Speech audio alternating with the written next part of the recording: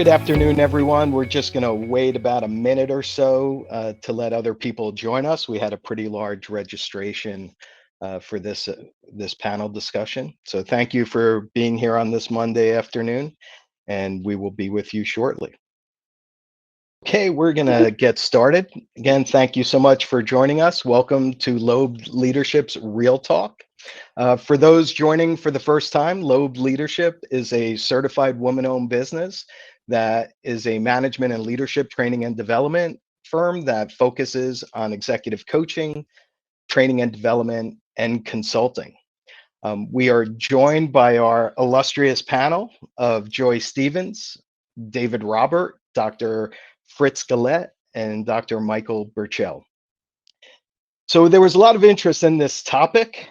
We want this session to be highly interactive. Our prep session was probably one of our most engaging and emotional, I think, since we've been doing these series. And we greatly encourage the audience to use the chat and emojis and comment and interact with the panel and each other. So the topic of woke and anti-woke is starting to show up more and more in the work that we're doing with clients. In fact, on one call, there was a member of a client in a state that had anti-woke statutes, and the person was concerned that even the topics of inclusive cultures and programming would maybe be in violation of some of the local laws. So we're going to start off to define the terms and bring some context and hopefully some practical strategies and solutions to how we can better communicate with each other in our organizations and in our personal lives. So Joy, I'd like to bring you in to start us off. And yeah, I know this topic is very dear to you, but if you could help us understand the historical context of the term woke and how it's evolved over time. Absolutely. So we're going to run it all the way back to the late 1920s, 1930s. Imagine, if you will, Harlem Renaissance, the proliferation of a lot of radio and recording artists that were African-American and able to have a little bit more than a local audience. You know, you had your Chitlin Circus, et cetera, et cetera. And the word woke literally just means woke. It was, of course, a bit of what we might call bad English, what have you. But the first recorded instance of this was a jazz trumpeter saying, "Be careful out there, y'all, especially going through the South. Don't let them catch you sleeping. Stay woke." That's it. That's where it started. But it really meant, if you understand the atmosphere of 1930s America, traveling as a Black person anywhere, not just in the South, but especially in the South, could be fatal.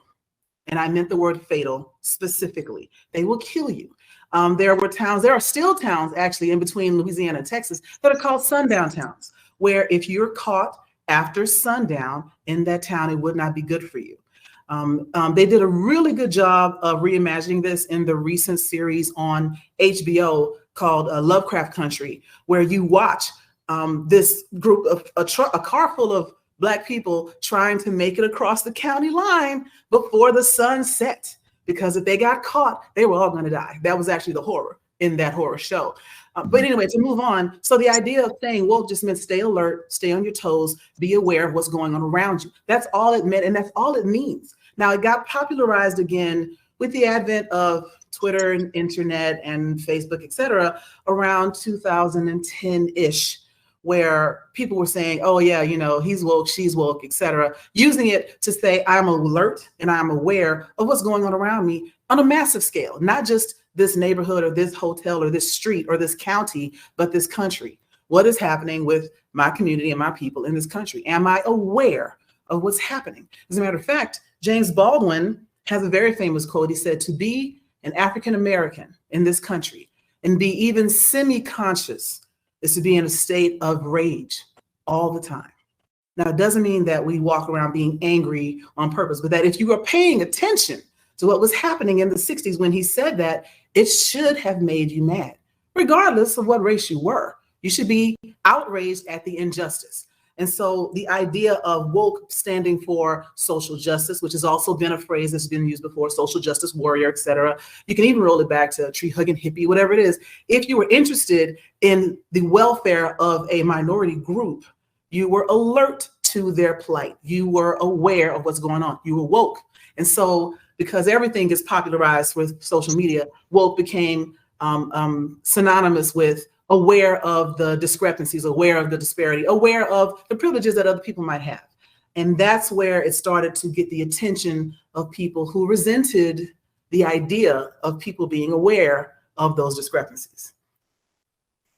Thank you so much, Joy. And David Robert, if I could ask you to join the dialogue and talk about how woke relates to other communities as well. And if you could talk culturally, where it started, as Joy said, it was about being aware and connected and concerned. Where did it become something else? Sure. Yeah, I can speak to this through the lens of LGBTQ. Obviously, as a gay man, I have a very different kind of relationship with this term woke. It's actually a relatively new term for me. I think I first heard the term maybe 2 or 3 years ago.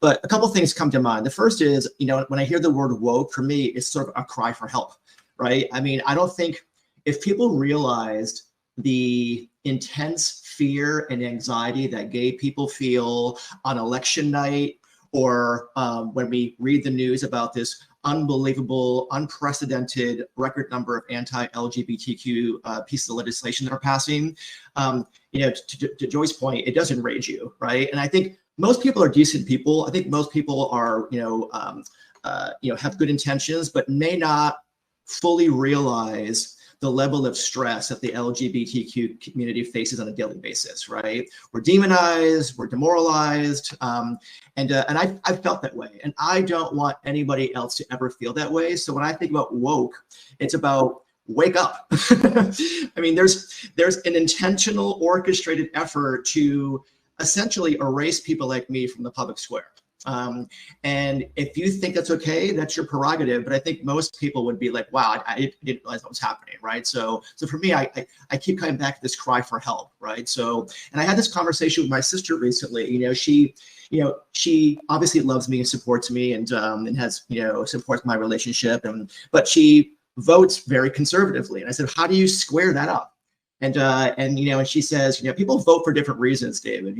I vote for my kids' education or for taxes or whatever the issue is. And because, for her, anti-LGBTQ legislation doesn't really mean anything to her, right? So it doesn't impact her personally. So she's prioritizing other things. And so me, I'm like, you really do have to do the hard work to really understand what's happening, right? It's not slowing down; it's actually getting more aggressive. And so that's kind of my perspective, on this term of woke.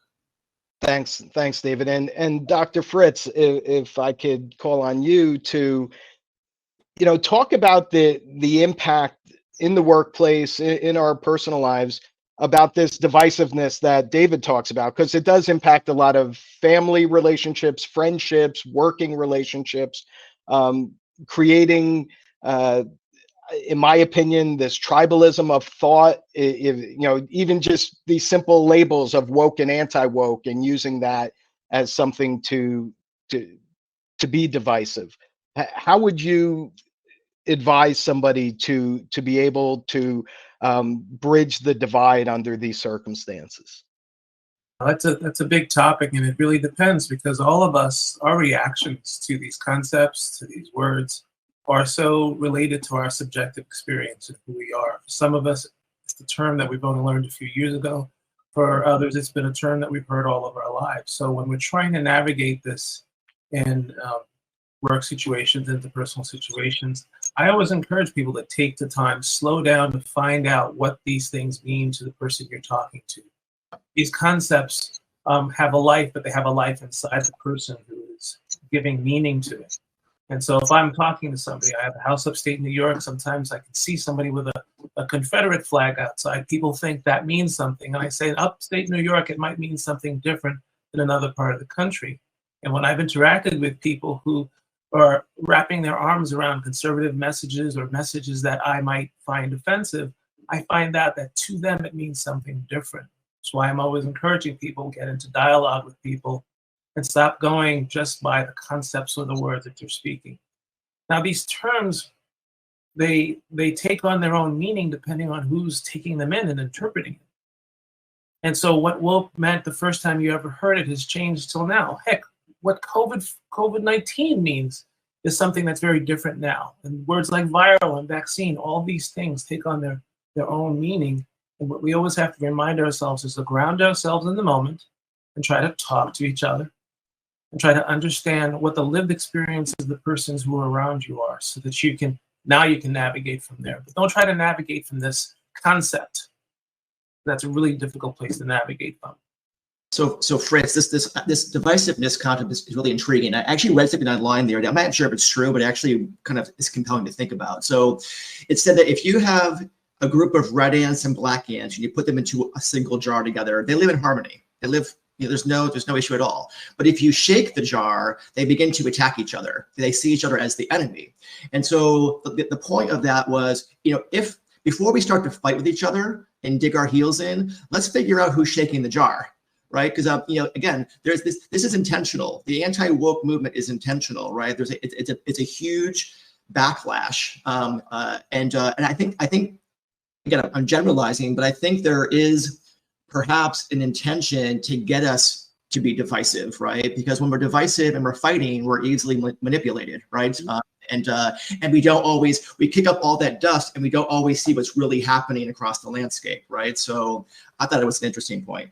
I believe there definitely are conscious intentions to shake the jar, but the psychologist in me is constantly finding people's unconscious implicit learning supported by the systems that they're in to shake the jar. As soon as people get threatened, feel uncomfortable, anxiety kicks in, threat kicks in. And what do people do when, all of us, when anxiety and threat kicks in, we default to our primal urges, and a lot of the things that you see in the system are really the result, depending on who is in charge and what happens. Joy, did you want to add? And then I'd like to get Michael involved. I was just going to say, that resonates with me, what you're saying, David, around the ants in the jar and the shaking. Again, if you look back over time, I visited the National Museum of African American History and Culture, the Black History Museum in DC. And on the first floor, it starts from like the history of Africans being in the United States from 1619, so on and so forth. But on the first floor, there was a discussion of a rebellion that was working class whites and either emancipated or freed Black people. And they were rebelling against the government in the city of New York, right? And the rebellion was put down, the rule, whatever you want to call it. The white people that were included with that were sentenced and convicted, fined, et cetera. The Black people were hung. And but the impetus was, if you team up with these people again, you will be in trouble. And the idea of Black people and white people both having the same economic struggle, that's what the revolt was for, economic freedom. If you try for this, we're going to tear it down again. We're going to continue to have different outcomes for different races so that you start to antagonize against each other. And that was the second to last time that a revolt included African-American and European-American people. They were like, we're not doing it again because they keep punishing us and they're punishing us worse than you. And so next thing you know, they're pointing fingers. That's the shaking right there. But if you bring it forward to JFK and MLK, they were both about to pursue economic freedom for marginalized white people. Not necessarily people of color or anything else, but just the disenfranchising the United States as a whole when their lives were cut short. That's something else. It's a conspiracy theory I'm not going to get into today, but there's a lot to that around the shaking of the jar. Thank you, Joy. So Michael, I know you're real well versed on this topic, and there's a lot on the table from what everybody has said. And just over the weekend, I noticed a lot of op-eds and articles dealing with woke and anti-woke, the commercialization of these things, public square, online marketplace for anti-woke companies, other companies that tout their diversity. again, how do we create an inclusive culture where we can disagree with each other and still keep a relationship? And if you could talk historically, when there's ambiguity and anxiety, how these themes reappear over generations. So I want to tie a couple things together, because I really appreciate what my colleagues shared. And I want to go back to what Joy said around kind of rage in the 60s, right? And I think what's interesting is that we are in this moment historically, and this is important for all of us as leaders who are on the phone call here or on the webinar, that we're in a historical moment where there's a lot of rage, right? This is not the first time. In fact, you can go back, millennia, right? But as Joy started in the 1930s. If you think about the 1930s and the rise of fascism, right, and communism in Europe, right, and what was going on here in the U.S., and then you kind of move fast forward, there was a push towards liberalism, and then this kind of push back, right, in the 60s into the 70s. Again, in the late 70s, there was a kind of progressiveness, and then in the 80s, most of I don't know about all of you on the call, but I remember kind of being chastised for being PC, right? So kind of you have this pushback in the 80s around being too politically correct, and that goes into the 90s. So over the course of time, we continue to have this kind of like swinging back and forth in terms of how we think about liberalism and conservatism, and those are kind of broad words, and I don't mean to use them in kind of the political way that we think about them now, but this way of thinking about kind of justice and what's going on in the body politic, the larger body politic in society. And what's interesting now is that we've actually had this push as a result of the last handful of years, from George Floyd on through, right? There's a huge investment in diversity and DEI work in companies across the US and indeed around the world. And now you have this kind of push back, right? You have organizations who are like, listen, this is just too much for me and I don't really understand it. And so the important thing, I think, as kind of leaders of organizations is to understand that regardless of kind of where people sit in terms of their overall spectrum, right, and kind of and orientation in the workplace, everybody is upset. It is David's ants jar writ large, right? We have employees across the spectrum, either because they don't feel like they're getting their due justice for one reason or another. And so you have employees that are really kind of feeling the push and the pull and the stretch. And so this anti-wokeism is coming from a particular perspective in a particular moment, living in a VUCA world. And at the same time, you have folks that are really thinking about how to create a diverse, inclusive, kind of engaged environment. And so, Michael, can you please just explain VUCA for members of our audience who may not know?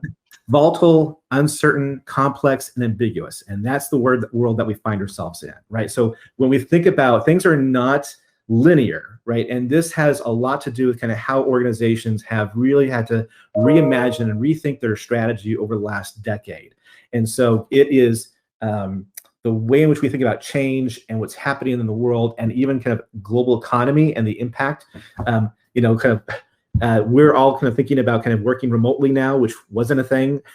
And we're struggling to figure out what does that look like. And that is just part and parcel of living in a VUCA world. So when you think about DEIB issues, it's part of how do we actually have a global economy, we live in a global world, and at the same time, ensure that our people feel like they matter, that they're valued, that that they're connected and engaged with each other. So you have all these different kind of forces that kind of like really create a sense of tension in the workplace. And I think most of our colleagues that are on the call here would speak to that, right? That there's a real sense of tension. And I think going to your kind of specific question, answering it now, I think there's two things that I would just kind of highlight and then maybe kind of kick it over to my colleagues. One is that I think now's the time to reframe, right? And I think reframing is actually a really useful skill for the leaders on this call to be able to use in the workplace. Because in order to live in a VUCA world, you have to address the complexity, but also engage in the fact that we're kind of living in a moment where there is this kind of tension between and probably deservedly so, right? That people feel the sense of frustration, anger, upset, that the way the world has changed is not what they had expected. And my friend Dr. Fritz says, change changes us. And we are living in a moment where there is constant change in the workplace. and how people are experiencing that, and then in their families and in their communities. And so I think to hold that space for employees and help to reframe is a really, really important thing for us as leaders to do. And I think the other thing that I'm hearing right now is a lot of trying to figure out how to develop knowledge, skills, and capacity so that employees can engage around kind of what does it mean to live in a diverse, inclusive place where everybody is able to belong, right? And hold that tension. So I'll just kind of I'll stop there for a moment, but I think we're living in a VUCA world. This is not new. We go back and forth between these two different parts of the pole. And so our ability to manage the polarities that are kind of facing us at this moment from a DEI perspective is really, really critical. And I understand some of the angst that a lot of our colleagues on this call might be experiencing. Thank you, Michael. And again, encourage the audience, please submit questions or comments. The panel would certainly appreciate hearing from you. David, did you want to react to what Michael said? And I know I've said this before, but I think it's still relevant that change moves at the speed of trust. And we just, as a country, we don't trust each other. And I think there's some validity to that, right? So it's not an irrational mindset to have. And that's the first thing I thought as you were talking, Michael. The second is that, when we're working with clients on conflict management, one of the things that we share is, do you want to spend your time and energy proving that you're right? Or do you want to redirect that energy? And this is probably your reframing, Michael, redirect that energy to optimize the effectiveness of the relationship, right? So, and I think from my perspective, we're at a point in society where we are trying to prove that our position is the right position, rather than, and again, I think we come at this looking for solutions, and it's not a problem to be solved. It's, to your point, Michael, it's a polarity that needs to be balanced, right? So, and I think if we approached it that way, I think it would hopefully kind of de-escalate some of this conflict and tension that we're feeling.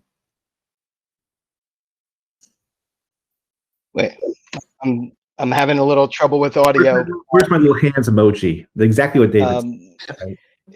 Great. So Joy, there's a lot of apprehension in organizations now in light of recent Supreme Court decision and other litigation that's moving forward where private employers are being sued about whether or not they should go forward with DE&I initiatives, and also with a reluctance of being branded with either woke or anti-woke labels. How would you advise them how to proceed in this climate?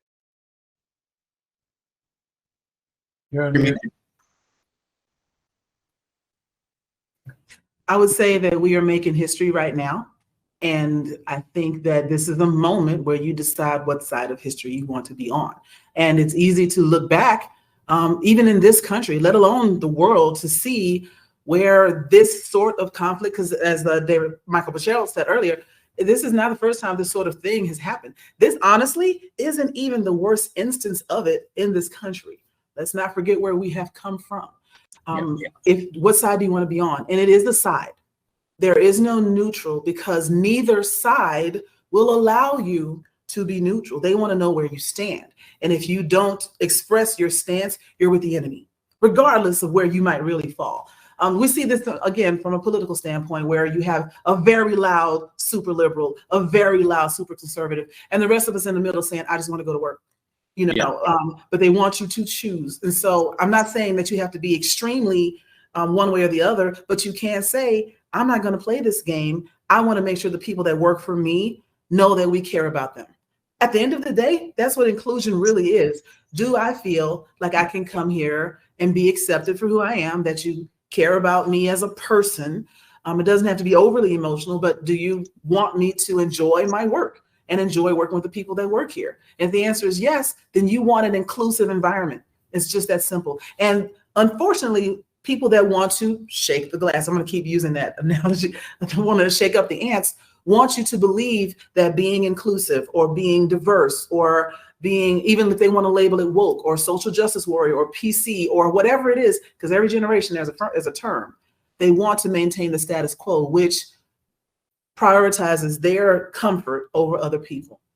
And so the decision that is being made is, do you want to try your best to make as many people comfortable as possible in your environment? Or do you want to continue to prioritize the comfort of one subset over others? And how is that going to affect your business going forward as the rest of the country becomes more and more other? That is happening whether we want to pay attention to it or not. And so you run the risk, not just from a social perception standpoint of being seen as non-inclusive, as exclusionary, as prejudiced, whatever word might come to mind for whoever's reading your website, but how are you going to attract new talent? Because even in the younger ranks, I'm talking, 30 and under, not only are there more marginalized people that are expressing their desire to be accepted as they are, but they have a stronger allyship following as well. And they have people who may not belong to their communities that are also advocating for them to be accepted. How does that change who comes to work for you? Who wants to hire you? Who wants to sue you? So everything needs to be seen beyond just the current moment of this false equivalency of woke and anti-woke. Like if someone says, at least the way I'm using the word, someone says, oh, this person or that person seems pretty woke, they're aware of the social issues going on around them, even if it doesn't pertain to them personally, like David's sister. If she were woke, she would understand that the way that she is voting has a very real effect on his life. That's being aware of something that is not necessarily directed at you. If you're anti-woke, not only are you not aware of it, but you're specifically ignoring it for fear of losing some convenience or comfort in yourself. And so there's a phrase that I've heard before, and it's a gender-based phrase. It says, men live in fear that women will laugh at them. Women live in fear that men will kill them. And that's the second time I've used the word kill on here, because I need y'all to understand that this is much more serious than whether or not someone gets a promotion. At the end of the day, this goes into the way people are allowed to live. And if I, to David's point, if I am afraid to go in your city after dark, I can't work there. I can't be comfortable there. If the headquarters is there, I'm not coming. And if I'm looking you up, I'm not even going to apply. And I might be the number one in my law class. Right? So how is this affecting you going forward? So to sum it up, you don't have to choose the vocabulary, because the vocabulary is going to change every 18 months, just like technology. Choose to do the right thing for the people that work for you and stand on that. Don't be swayed by the word of the day. Thank you, Joy. Fritz, if I could just bring you in to address, what if organizations do nothing? What if they ignore the issue, or in light of political and news events, feel like they don't want to get canceled if they enact programs or not enact programs? What's the psychological consequence, if any, on the members of that organization? What came up for me in the moment was, what's the psychological implications of a parent allowing someone to come in and abuse the children, but doing nothing? Doing nothing is a huge communication to that child that they are not safe in this world. And so if our organizations don't do anything, they are speaking loud and clear that our lived experiences does not matter. It's probably the fastest way to tell people they're invisible, to do nothing and not respond and react to what is going on. We've got to work on our systems. I started my career working on individuals, but I've watched systems operate just the way systems do. We are a society with many traumas, and we've never really come to reckoning with them. And I can tell you, when a person has a trauma and they've never had a chance to talk about it, they've never had a safe space to process it, kills them from the inside in many ways, and often they act out and it hurts them on the outside. So we've got to, in our systems, create practices and policies with our people, channeling you, David Robert, that we work on our culture to the point where it's psychologically safe for us to represent who we are. I could say I'm this political party, I could say I'm that political party, and we still be able to coexist. But in a polarizing culture, you're afraid to say that, any of that stuff. You're afraid to represent who you are for fear that it's going to be held against you. We got a lot of work to do. Always glad to work with this group and have this platform to talk about it, because we've got to keep on doing it. So David, how would you advise an organization of where to begin to to start the process to do what Fritz just said, where people can express themselves without being ostracized or marginalized on the full spectrum, whether, you know, where we could be in a place where we could disagree, but still contribute to the goals of the organization. So my first response is a little bit snarky, but I would actually have a display in my lobby of all the banned books and make them accessible to people, right? So, rather than being afraid, that's the first thing I would do. But I kind of go back to like resource groups or affinity groups, right? So it's not to further marginalize people, but it's to give people a psychologically safe place to talk through their lived experience, right? I know a lot of organizations have these. You know, some I think are more productive and effective than others, but that's a great tool that organizations can implement relatively easily to start the conversation, right? So, and I think the last thing I would say about that is, you know, don't be bullied into not doing something, right? So, because that's really what's happening, is there's an effort to bully organizations into backing off of DE&I. And I think that it's an opportunity for organizations to be real brave and say, no, it's important to us, it's my business, and continue to make those investments. So to David's point, Michael, how would you communicate that to your organization and the world to be effective, where we're not backing down, we're doubling down, but how do we do it in a way that's going to bring everybody along?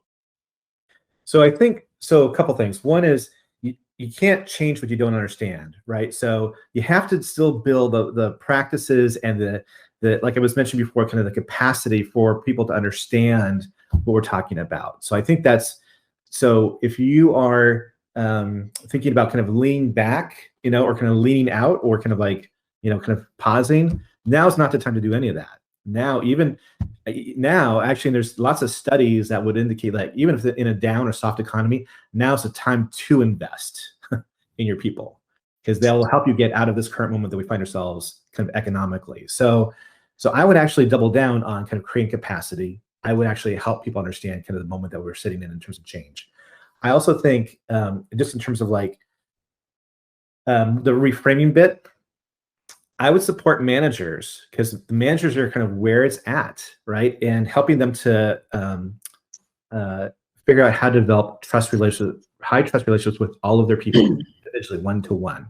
This is probably where it gets into Fritz's territory, right? But you can create the practices and the policies and the structures that David mentioned. But I think at the end of the day, people need to know that, you know, that you matter, that you're cared about, right? That you're involved. And so creating that relationship, just because we find ourselves in this really kind of interesting back and forth around kind of wokeism, that kind of stuff, doesn't give a break for managers to actually lean in and manage and provide thoughtful leadership. So there is a requirement for managers to lean in and provide a sense of kind of a high trust workplace and develop those relationships.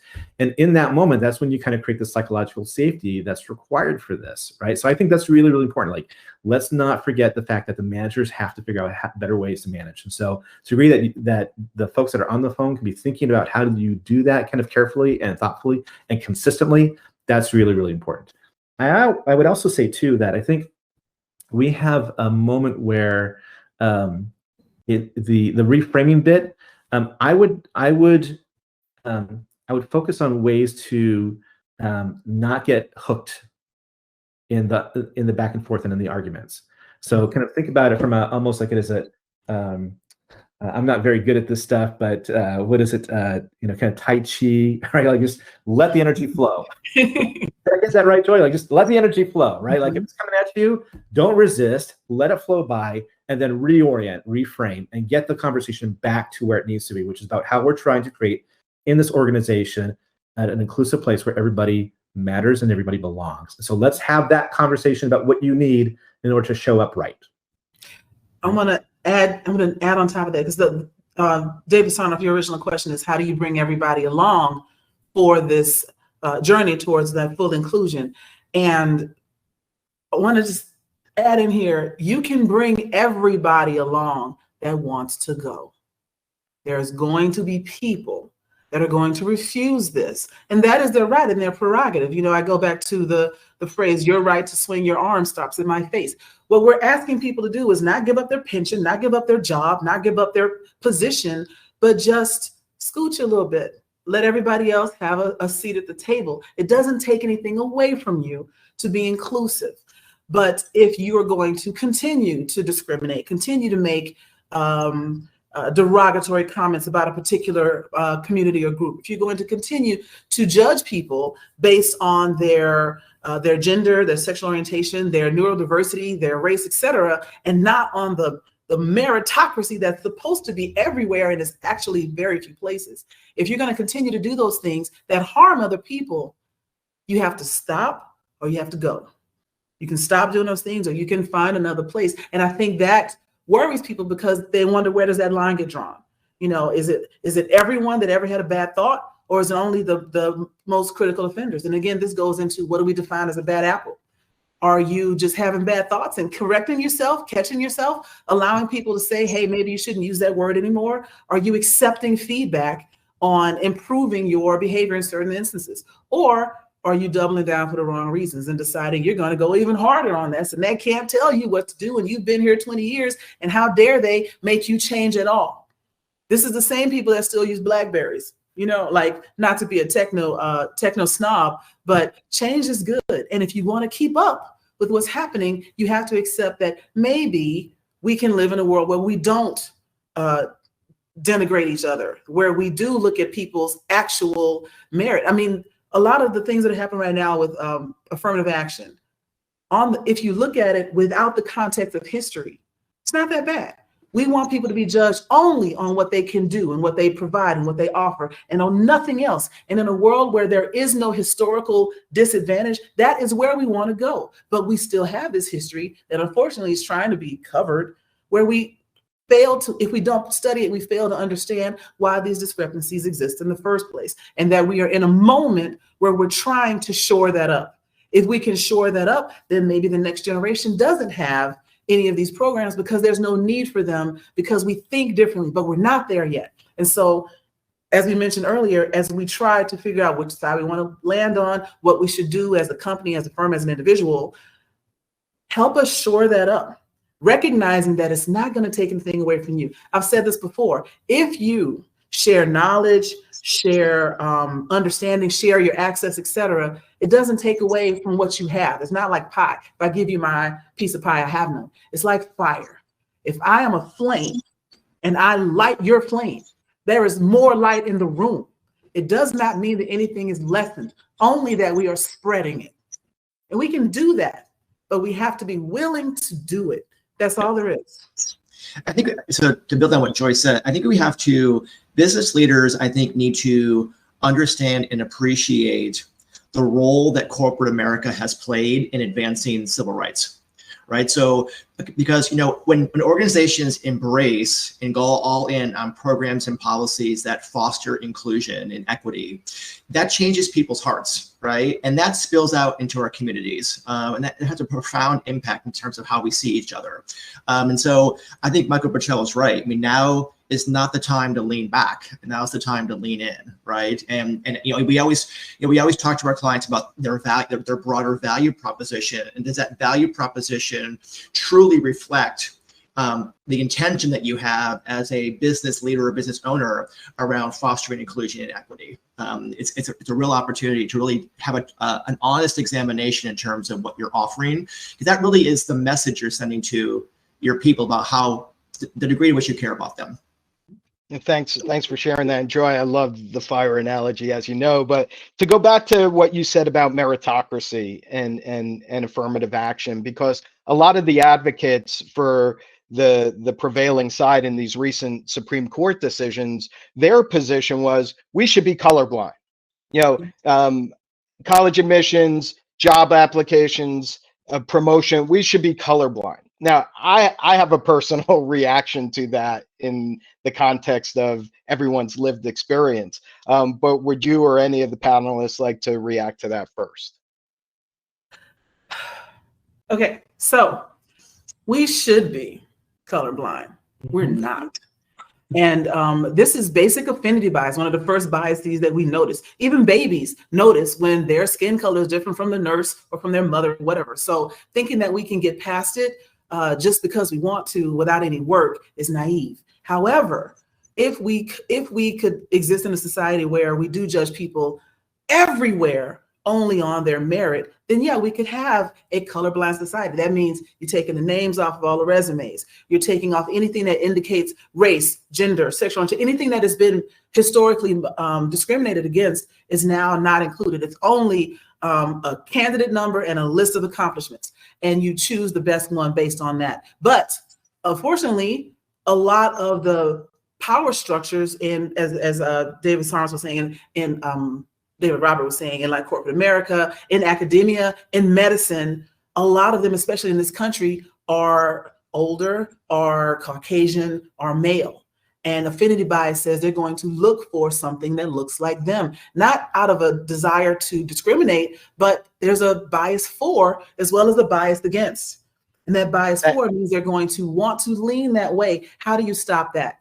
And you can't say that that you're being colorblind because your bias still exists. And as long as your bias exists, there needs to be programs to prevent that bias from running rampant. And that's where affirmative action comes in. And so until we get a better representation of all people at the highest levels of power, then we can start to say, well, maybe bias is mitigated or controlled better now, and we can have that colorblind society. We ain't there. Thanks, Troy. So we have a question in the chat and a raised hand. So if I could just go to that and see who would like to take it. The question is, as an HR leader, what can I do to get buy-in from our CEO to lean in and do this work? Who would like that? Well, I can start, and I think Michael Purcell probably has an interesting perspective on this as well, because we work a lot with CEOs at companies. My first reaction is it's always a little bit heartbreaking, to think about the reality of a CEO not taking initiative, right? Not seeing for him or herself the importance of investing in their people, right? So, it's a little bit heartbreaking and frustrating. But however, I know that that's our reality. So one of the things that we do, I would advise is that, again, start the conversation, right? And do research. There is decades of research and more coming out on a daily basis, it seems, that sort of dramatically underscores this concept that when you invest in your people and you create an inclusive environment, you outperform your peers. There's no question about it, right? So, and if I were a CEO, I am a CEO, but if I owned a business, that would pique my curiosity, right? Because your revenue and profit margin is higher, your retention rates are higher, the level of productivity is higher. There's no negative. There's no, with the exception of times, it takes time to kind of put some of these policies and practices into place, but there really is no downside to making these investments. And so it's hard to wrap my head around why a CEO wouldn't be all in on this. It's not terribly expensive. The return is unbelievable. And it's just the ethical, moral thing to do, from my perspective. I would just add, David, I would just add that that this is an interesting question for me because a lot of CEOs have been carefully taught. No offense to any of the CEOs that might be on this call.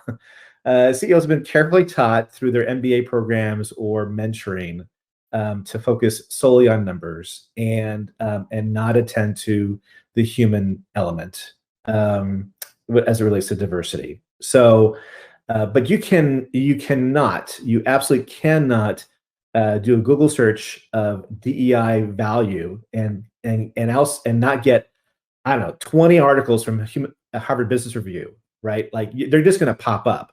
And so CEOs and other executives, because they've been carefully taught around kind of what matters in terms of stakeholder management, to focus on kind of the quote unquote bottom line, are probably going to be listening very carefully about kind of what is the economic business case for this. And so I would put together some of the information from Harvard Business Reviews. There's a great McKinsey study that comes out almost every other year about kind of the DEI case. There's some interesting stuff around from Great Place to Work. If you just kind of Google and go onto their website and pull one of their blogs, there's a lot of really great material out there right now that talks about just the absolute economic impact. And it's not like a little bit, it's significant.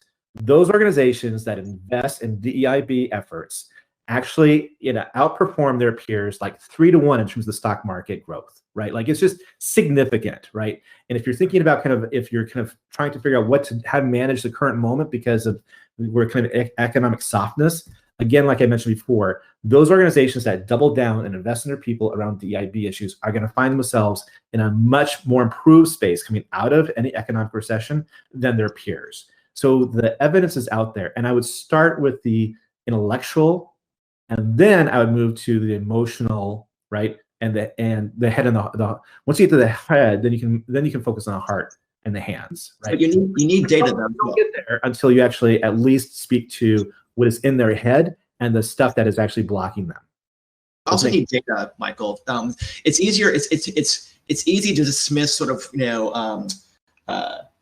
anecdotal stuff, right, or rumor, but but it's hard to refute data. And so one of the things that I would advise is because we assume that CEOs are completely plugged in to the underlying sentiment of their people, and they're not.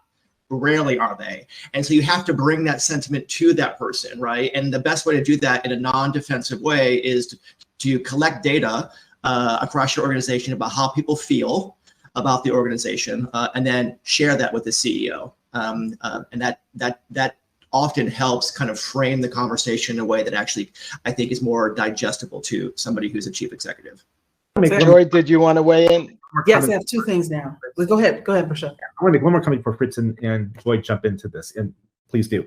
But there's an interesting, again, a Harvard Business Review kind of study that came out several years back, where they looked at the hiring rate, right, of quote diverse candidates. And what they discovered is if there was a slate of 5 qualified candidates, if there was one man, if there was one woman, or there was one kind of or person of color, the likelihood of them getting hired was 0, absolute 0, consistently.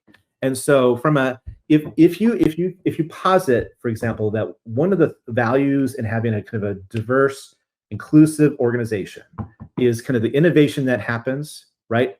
The ways in which we can broaden our ability to serve our clients and our customers. If there's all these good things that happen from an inclusive, diverse environment, but we're having a hard time trying to even bring people through the front door, then there is a lot of research that says it's about how people actually even this kind of race conscious, gender conscious kind of hiring has to be addressed. Because if you actually have a slate of 5 candidates, and they did this research with all different organizations, all different size companies and places, the way in which managers think about who they want to bring in, if there's just one candidate, it's just not going to happen.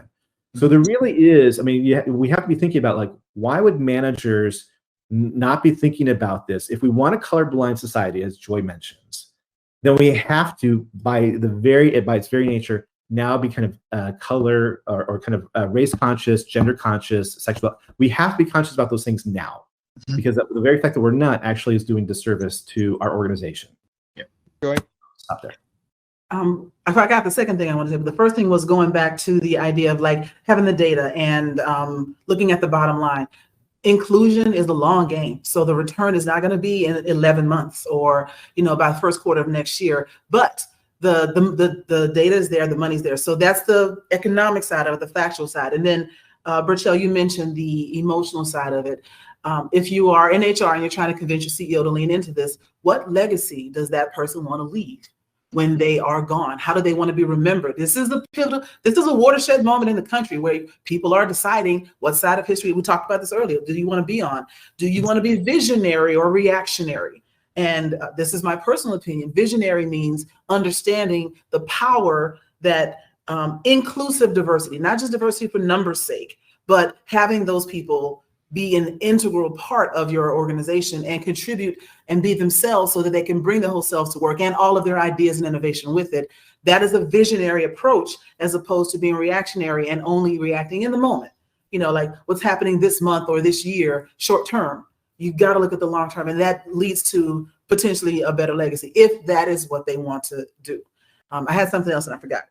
That's okay. Thanks, Joy. Fritz, do you want to weigh in? And then I promise we'll get to the raised hand. I am soaking it in, but I heard David talking about quantitative data, Michael talking about qualitative data, and then Joy, you've touched upon legacy. When I sit down with those leaders, I try to figure out what's going to move them. Yes, most of them are trained for data, and will dismiss the qualitative data unless you have some good quantitative data. But then I'll check in and ask, how is this making sense to you? And I'll ask, like a psychologist, what's coming up for you? Because you can give the best compelling qualitative data and narrative how their people are feeling. But if it doesn't move the marker inside them, they're not going to change anything. We don't change just because of intellectual knowing. We change because there's a balance between the intellectual knowing and the heart. They got to go in concert. So somebody can vote a certain way. That's because their heart is not in the lived experience of the people who they're voting against. But as soon as you put them, like the George Floyd 9 minutes, 32-second video, many people went from thinking that was a problem way over there to 9 minutes into it of watching it. Oh my God, this is a problem for all of us. And that's going to be our work going forward, which is not only try to get people to intellectually understand. So many smart people on this call intellectually know. And then we all intellectually know that if we get the narrative in front of them, maybe that'll move them. But the psychologist in me is always saying, you better check in and find out what's going on here, because if none of it resonates with them, they're not going to change your behavior. Thank you, Fritz. Lindsay, can you please allow the raised hand to speak? Absolutely. Francine, you should be able to speak now. Can you hear me? Yes. Yep. Yes. Hi, Francine. I would have put this in the chat, but I couldn't find the chat.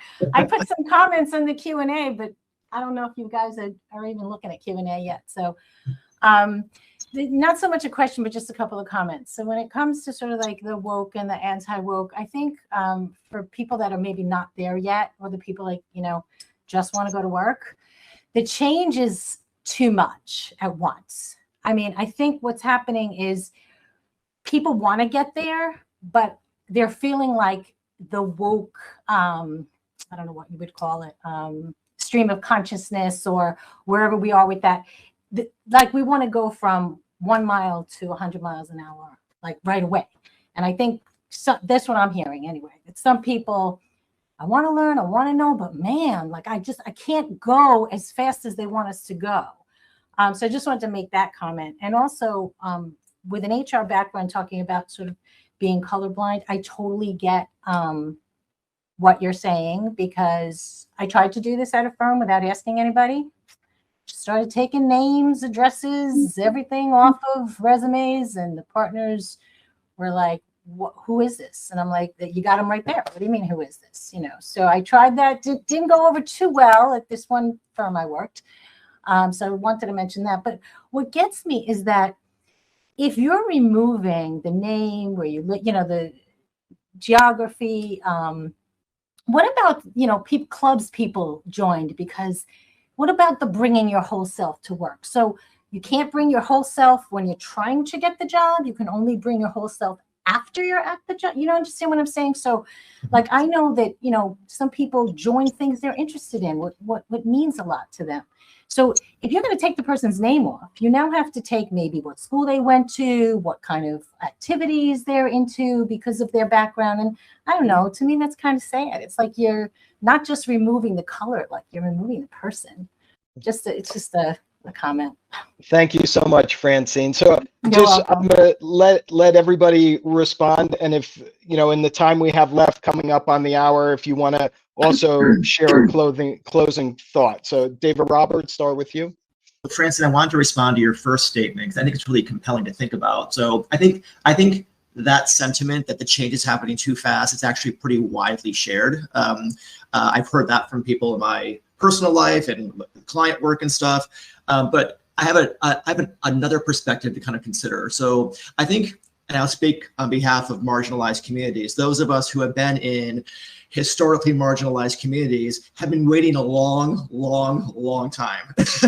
And so for us, the change can't happen fast enough, right? So, so just, something a different perspective to consider. So wanted to kind of respond to that. But so yeah, so my final thought goes back to what I mentioned earlier is, and it kind of builds upon what Michael Burchell shared earlier as well, is like be brave.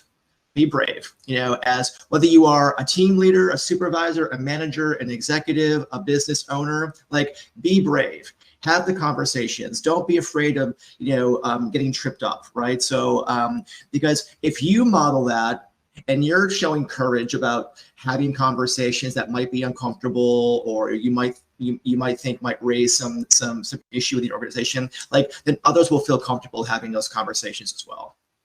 Thank you, David. Joy, a minute for final thoughts. Yes, I want to build on what David Roberts was saying. Be brave and be curious. I think I agree. I understand that we went from maybe worrying about a couple of different things to there's like 17 things now, and what all these letters mean, and I don't get it, and I don't know, and it's a lot to understand, and it is. But if you remain curious, then the tone, the impact, the intent with which you ask a question, maybe make a mistake or make a comment that might be received the wrong way. The intent is there and it's seen. You're just trying to learn and being willing to accept, I got this wrong, help me learn. I want to do it better next time. I went through this with some teachers I was working with, and they were talking about the many varied names in their class. And one teacher said she gets names, she lives in South Florida, and so the names run the whole spectrum, right? And she said, she tells her kids every year, I'm going to try my best to get your names right. If I get it wrong, let me know and keep correcting me until I get it right. And so she's given these, if you can extrapolate that these are the little marginalized individuals, she's given them the agency to correct her, to make her better. And she is not sitting on any excuses of, oh, this is too hard, oh, I can't do it. Keep correcting me until I get it right. That's the curiosity, that's the desire, the intent to be better. And so even though there's this tidal wave of identity from different people coming at you in your firm, in your practice, in your company, whatever, be curious about, okay, help me understand what I'm seeing, what I'm hearing, help me understand more about you. There is research and books and documentaries that you can read to learn more about each group, but also if you get it wrong, okay, correct me when I get it wrong. That's what a leader can do to show that they want to be inclusive. Help me be inclusive. I messed this up. I didn't mean to. The intent is always known. I'm being genuine when I say I would like to learn more, and that can change the tone of an entire building, And thank you. Do that. Oh, yes. Thank you, Joy. Michael Burchell, and then we'll have Dr. Fritz wrap us up.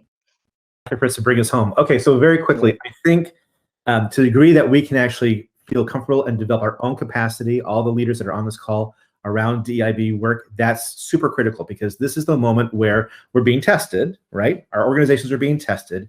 And so it's important for us to be very focused on our values. This is our values. This is how we live our values. And so that's where the reframing comes from. Listen, Mr., Mrs., whoever, the reason why we do this is because we're trying to make sure that all of our employees feel like they're valued and they matter and they're included here.